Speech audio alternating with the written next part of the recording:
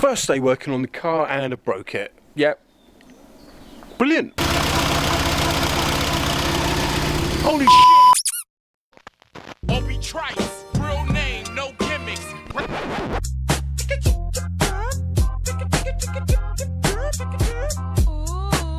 Guess who's back?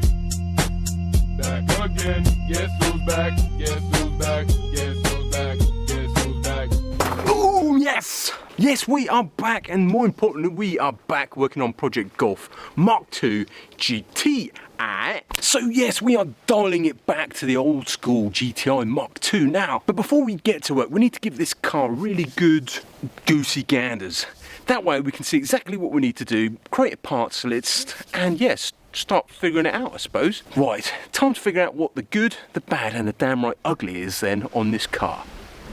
But before we do that, to make sure we get the good inspection of the paintwork, let's give it a quick wash. I do it.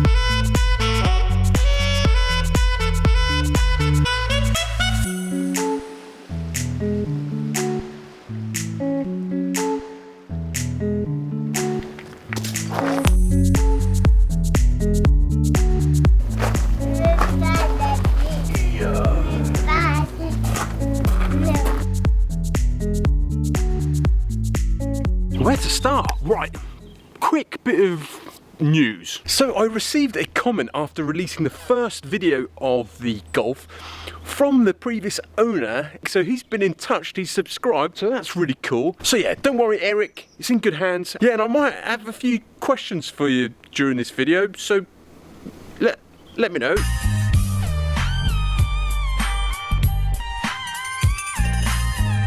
So where's to start, I guess? Eric, mate, seriously? Like, what is that? Dude.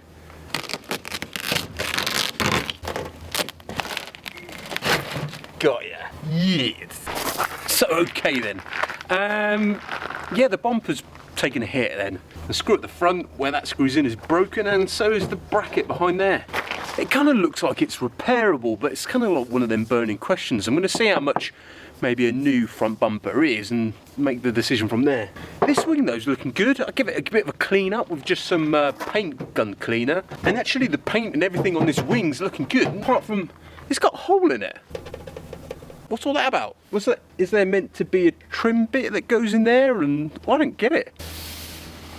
So here's definitely one to discuss in the old comment section. These wheels. I don't like them, and I know you don't. Well, a lot of people say they don't. Sorry, Eric. But my issue is I just don't know what to replace them with. And it kind of made me think, I know they say you can't polish a turd, but I would like to have a go. I'd like to have a go at least doing one wheel restoration and see what we can do with it. What do you think? Waste of time? But anyway, while I leave you to discuss that one, I'm going to whip this wheel off and yeah, let's have a little goosey ganders what mods are lurking behind.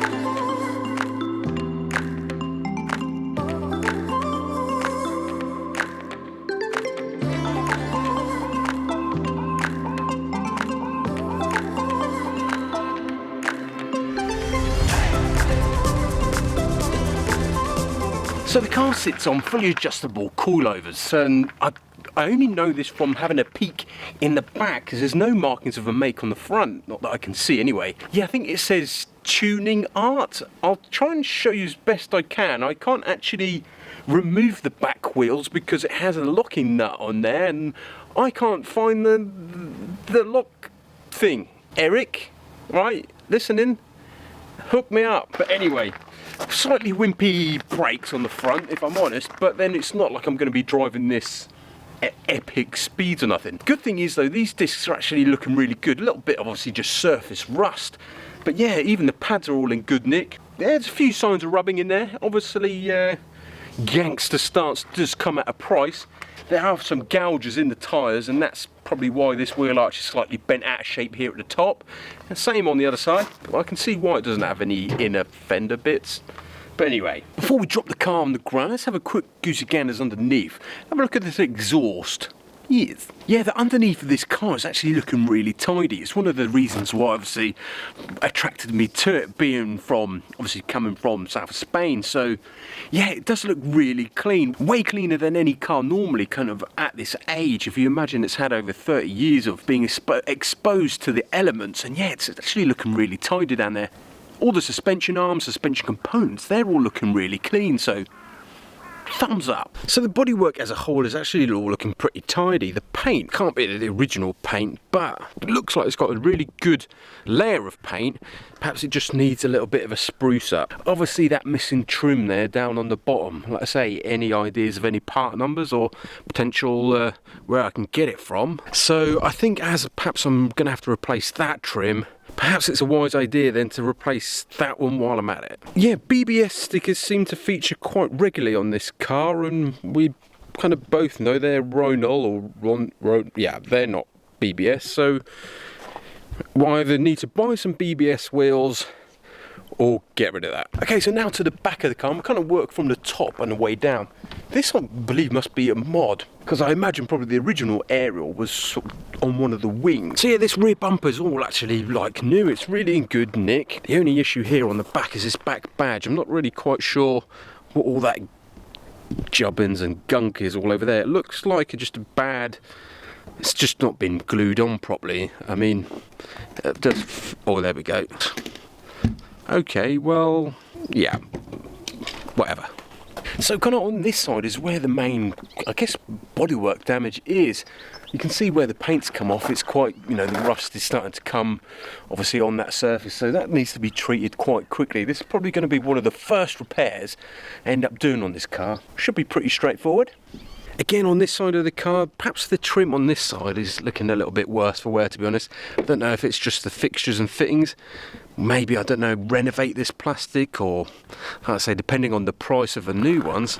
And yeah, this badge, this one looks like that one's ready to come off. But again, yeah, plastic, that side skirt plastic trim, that's all gone on this side as well. That needs to be looked into. And yeah, these are the worst headlights I think I've ever used on a car. Functionality, terrible. And yes, of course, the indicators missing. So new indicators, but yeah, they do some aftermarket ones where obviously they're all blacked out and they just still got the clear glass and you just have the orange bulb. Potentially that might be the way to go, depending on maybe matching the look with the lights. Let me know what you think. And then that leads us right round to that. Okay, quick interruption, guys. Please, please, please. I'm really trying to get to 1,000 subscribers. Please give me the perfect and free Christmas present by just taking a minute and hitting that subscribe.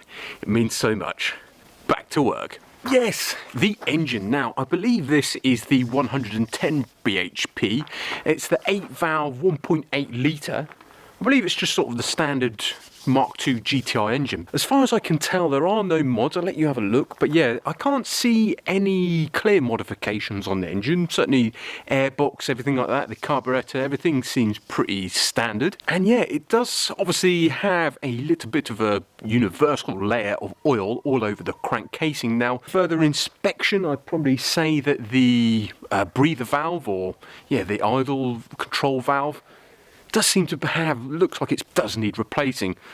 There also is a crack in the actual oil cap itself, which probably doesn't help. Once the car is up to temperature, it does run pretty well. It didn't seem to burn too much oil. Oil's good.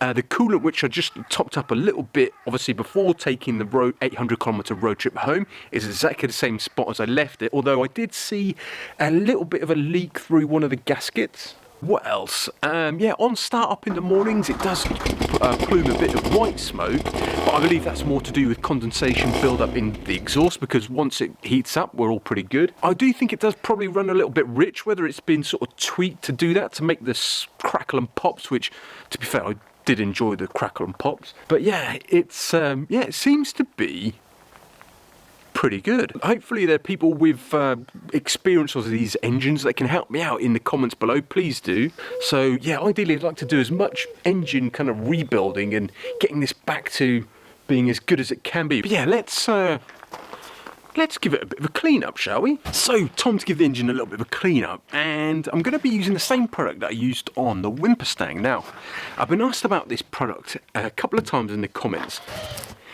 DEGRASS NET. It is made in France. I don't know if anyone, yeah, it's a company called DPE. I'll try and do some digging on it for you, and if I find anything, it'll be down in the description below. It cleaned the Mustang up so clean, I ate my dinner off it. Just the bill, please. Thanks. But yeah, let's give it a go. Spray it down, rinse it off, and see how it looks. And do it.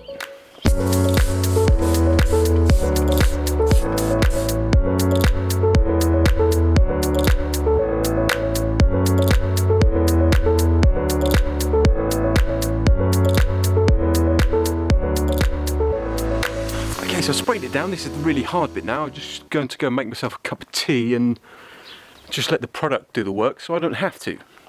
Sweet. Well,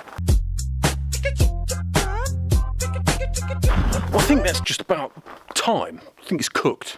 I'm not suggesting you do this because, yeah, especially I don't really know how the older engines are going to take to this, but I'm just going to give it a good old rinse down. I've disconnected the battery as a precaution. Some say leave the engine running, but my 2-year-old's sleeping, so I can't do that. Let's see, let's rinse it down, see how clean it is, and more importantly, is it going to start afterwards? One way to find out, I suppose. I'd do it.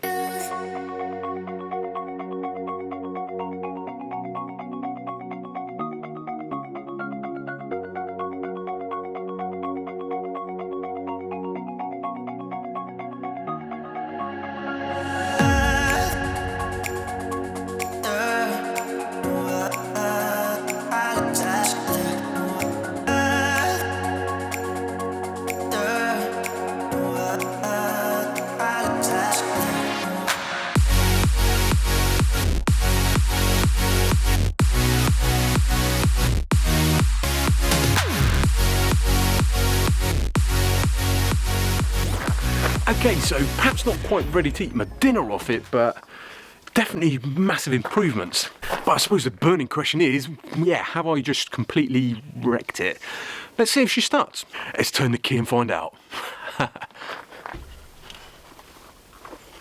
The onboard computer started working. How does that work?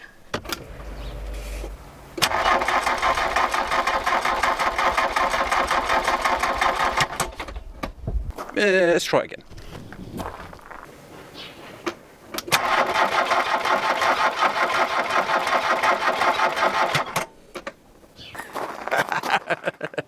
Well then, at least the engine is clean, although now it doesn't work. Yeah, I guess it just leaves me to say on that bombshell then, it's time to end. And the moral of the story, I suppose, is with these older GTIs, yeah, don't go spraying water around in the engine bay all willy-nilly. Please feel free to leave your thoughts and comments and abuse down below. I'm sure I'll figure it out. Anyway, I've been Wimpy and a complete moron. I'll see you guys in the next one. Laters. What's up, guys? I just wanted to make a quick kind of outro, really. Yeah, I know. Yeah, things are obviously, with everything that's going on, things in our region are actually quite heating up, and for that reason we've had to withdraw Juliet from the creche, hence why she made a little cameo appearance in this last video. But yeah, obviously making videos and a 2-year-old is quite time consuming, so I'm trying my best to balance my time, but I'm trying my best to stay with me. And yeah, ready for a spoiler alert? Spoiler alert!